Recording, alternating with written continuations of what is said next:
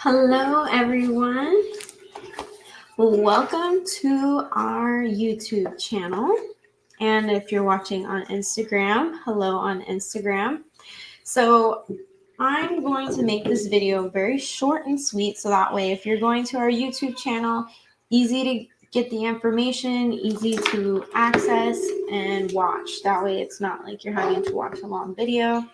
The purpose of this video is I want to share the things that you can do to set yourself apart when you are wholesaling multifamily, because it's very different compared to wholesaling single family. So give me just a second. Okay, so 5 things that I wrote down to set yourself apart when wholesaling multifamily is, first off, have an understanding of multifamily. If you don't understand the terminology and the basic concepts of multifamily and doing a multifamily deal, then it shows when you're trying to wholesale a deal. I mean, there are certain things that I just know right away if someone is educated in the multifamily space.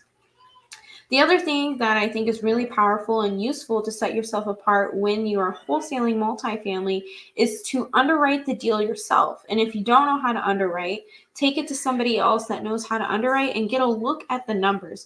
Figure out if what you're trying to move is actually a deal, because sometimes it's not. And what you're doing is you're sending around a deal that's not a deal and wasting time, wasting everybody's time. Excuse me. So try and underwrite it, because when you learn to underwrite a deal, then you kind of understand what goes into it. When you understand the underwriting of a multifamily deal, then you understand the CapEx, the fees, all the other expenses that go into it. And then when you understand how to underwrite a deal, or at least look at the underwriting, then you can go and look at the financials yourself and say, hey, something doesn't look right. And that will help you when you are talking to the broker or seller to ask probing questions in order to get those questions answered before bringing it to an end buyer. Because if you already know, hey, like you're saying your expense, what is the word I'm looking for? The expenses is like 20%. Yeah, that's not normal for multifamily. What that tells me is maybe you are managing it yourself, or you're not doing the things that you're supposed to be doing, because when I underwrite it, it's going to be a lot higher, which means my offer is going to be different. So you want to see, okay, what is the seller underwriting it as, and what numbers are they using to base their numbers off of? So if you can have at least a basic understanding of the underwriting, then it can help you ask questions and look and see what doesn't make sense on the financials. Oh, and Lars. Hi, Lars. I have a watcher. He says, or being able to explain why your offer is coming in where it is. Yes, that's super, super helpful when you understand the underwriting, because then you can say, hey, Mr. Broker, hey, Mr. Seller, this is the reason why we have to be where we are, because this is the business plan. We can't just come in and not do X, Y, and Z. We need to make sure that this is what we're doing and this is how we're doing it. And then when you're able to explain that and share with them why, then they can understand and be able to work with you better. So that was number 2. Number 3 was have all the paperwork and questions ready to go and organized. We do this in the single family space as well. I think it really sets people apart is have it all together. And some of the questions that I like to have already ready to go is there an assumable loan? If so, what are the terms of that loan? Have that paperwork ready to go. Is there, you need to have updated T12 within the last 3 months is what we like. So sometimes people will send me a T12 within the last year, and I'm like, that's red flag to me, and that's telling me they're hiding something or something's not right. Rent roll, OM if there is one. We also like to get find out if they're open to seller financing, because if they're willing to seller finance the equity, that could change the deal. So all of this information is very important. And so if you are able to put it in a really nice organized tab, share the story, say this is where I got the deal from, this is what I expect. Do you want ownership? Are you just trying to wholesale it? And if so, what are you expecting from this? What is your experience like? If you sent an email to me and you said, hey, this is everything about the deal, everything organized, labeled well, all the financials and everything put into a folder, really pretty, I would be like, wow, I need to work with this person. I don't even care if you don't know what you're doing. I will make sure I help you. It's just putting minimal effort. Minimal effort. That takes like a few minutes to do that. And people will send me emails and it's all unorganized. They'll be like, oh, 5 million and here's the financials. But I'm like, okay, well, what else about the property? I don't know anything about the property. You didn't tell me where this came from. It's like when you're doing cold calls and you're sending it off to a closer and they have no idea what's going on. You want to put as many notes as possible in the email, so then the person who's receiving it, who's completely blind to the situation, can come in and understand what it is that is going on and what your intentions are and what the seller's intentions are and what the plan is with moving the property. How long are they planning to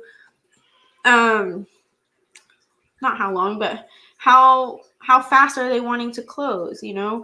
Are they wanting like hard earnest money day one? So these are things that are really important to set yourself apart, because if you can do these things, then I would be like, this is a person I need to work with. The fourth thing that I have on here was be flexible with your fees. I have this one person, I won't name names, obviously. I'm not that kind of person, but I had asked her to give me a debt quote, and she didn't know what that was. So I explained it to her. Joseph even sent her to somebody to get it done. And pretty much at first she was like trying to tell me I didn't know what I was talking about. And then she ended up coming back around and apologizing and asking for the number again because she lost it. And I'm just like, wow, like you basically told me I was dumb and didn't know what I was talking about. But now you are coming back to me for help because you realize I was right. Anyways, she is like, I want 3% non-negotiable, and I'm just going to send you financials. I didn't underwrite it. I didn't do anything for the deal other than daisy chain other people's deals. So for me, I was just like, okay, that I don't like. Let's look at the numbers. I mean, we're buyers ourselves, so we also wholesale as well. So for us, it's like, if we can make good money, let's make good money. I'm open to everybody making good money. I'm not opposed to paying 3% if the numbers make sense. But if you're hardcore on your fee and you're not open to being flexible and negotiating and just doing what we can to make the deal work, then that just tells me like, okay, how else are you going to be during the rest of the deal? Are you going to make it to where I can't talk to the seller? Are you going to make it to where like you're becoming a barrier in the deal? So that kind of leads into my fifth thing to set yourself apart is don't be a barrier between the buyer and the seller, because typically when we decide, okay, we want to execute on this deal, that means we need to have control, because there has been times where wholesalers just like completely get in the way. They don't know what they're talking about. They don't know what they're doing. And then they just cause problems. And then it's a waste of our time, because it's like, look, in multifamily, time is of the essence, especially when you are in due diligence. So every single day an hour counts for me to take action and find out, is this property exactly what I want? And is it worth what I'm doing? Because let's be honest, buyers are liars and sellers are worse. Sellers do lie and hide things. So if you don't take advantage of the due diligence to get into that property and take care of things, that can be an issue. And so if your wholesaler is causing problems with you getting in touch and scheduling things to get things done for your due diligence, that's an issue, and that can put your money on the line. So don't be that person. If you're going to be that person, I don't want to work with you. So be flexible, be willing to learn, be willing to take feedback and constructive criticism, be willing to make things happen and just show up and be a good team player. That will set you apart, because not a lot of people are like that. So, oh, and I also like what Laura said here. Major red flag. We cannot provide financials until you provide a proof of funds and an LOI. Don't be that wholesaler. Immediately, if a wholesaler asks me that, I don't say anything. I just move on. Because it doesn't make sense to provide an LOI when I haven't seen financials. Because why would I put an offer on something that I haven't underwritten? So to me, I'm like, you want me to put an offer that I'm not going to commit to, and we don't like to be like that. We like to keep our word. So if we're going to submit an offer, we want it to be an offer that we know we're going to perform on. So don't be that person either. So I'll go over it one more time because I know I said I was going to make this video short for you guys. One, have an understanding of multifamily. Educate yourself. Get in the right space with the right people to learn the terms and, just submerge yourself. I think that's the right word. Get into it. The other thing is learn to underwrite. You don't have to underwrite. Find people to help you underwrite and explain things. I'm not an underwriter, but I understand enough to be dangerous. Okay, so you don't have to be an underwriter, but at least learn how to look at the financials, learn how to ask the questions that don't make sense. Start looking at them and comparing to other properties and see, okay, what doesn't make sense? What's a red flag? What questions should I ask? Because if you do all of this before you bring this to a buyer, it justifies you getting paid 3%. I would be willing to pay 3% to someone who's done all of these things. The reason why we don't feel good about paying 3% to someone who hasn't done any of these things and is just emailing me financials and then causing problems is because when we are paying ourselves an acquisition fee, which is once you take over the property, you pay yourselves, right? Because you're doing all of the work up the whole taking over the property. That's a whole job in itself. You're having to acquire the property. You're having to pay upfront costs for lawyers to draft the contracts, as well as like if you're doing a syndication, you have to do all of that too. You have to pay for that. You're having to do the risk capital, which is like putting up the EMD and the due diligence. So everything that goes into checking out the property, you're having to put upfront costs for that as well.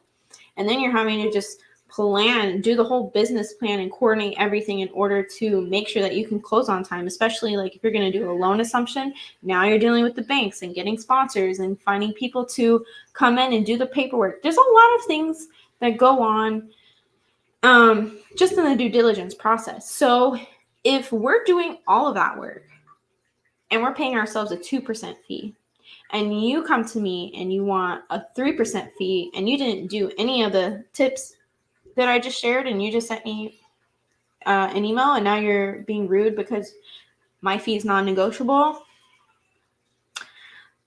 I don't have anything to say about that. I'm sure you could see it on my face how I feel about it. But anyways, yes. So underwrite the deal. Like I said, have all the paperwork, questions ready to go and organized. That will just, wow. If I got a pretty email, wow, that's all I have to say. Woo, love it. Other thing, be flexible, open to learning, all of that, and then just don't be a barrier. So I hope that you guys found this useful.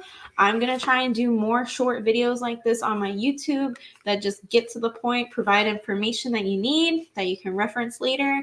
And yeah. Oh, let's see what else did Lars say.